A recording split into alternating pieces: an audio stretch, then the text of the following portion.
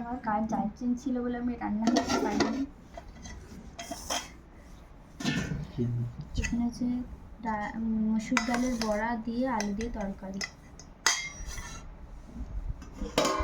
আর এখানে ডিমের কারি। দাদাভাই ওটা দিয়েই খাবে আমি জানি। আর কোনো সবজি ছিল না, তাই জন্য কি ভাবলাম তা মাঠে যেতে পার, দুটো শাকভাগ তুলে আনতো মাঠে। যাবো এবার।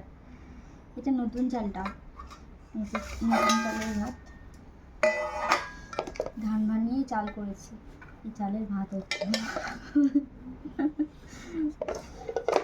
আমাদের মুরগি ছিল, মুরগির ডিম পেয়েছি দুটো, ডিমের ঝাল করেছি। আর 5 টাকার মসুর ডাল কিনেছে, ডালের বড়া করে আর ঝোল করেছি। 10 টাকার আলু কিনে। আমার গরিব মানুষ, আজকে লেবু নেই, তোমাদের দাদাভাই সবজি কিনে নিই, মানে টাইম পাচ্ছে না এত কাজের চাপ। তো চলো খাওয়া দাওয়া করে নি। এখানে এখনো ডালের বড়া আছে। সারা বছরে করেছি নাকি, সব শেষ করেছি ডালগুলো। যা খাবো তো রাত্রেবেলা, সন্ধ্যেবেলা কি রান্না করে নাও। তো চলো খাওয়া দাওয়া করে না। আজকে আমাদের 2 বোনে রান্না করেছি। তো চলো টাটা। তোমরা কি খাওয়া দাওয়া করলে অবশ্যই জানিও।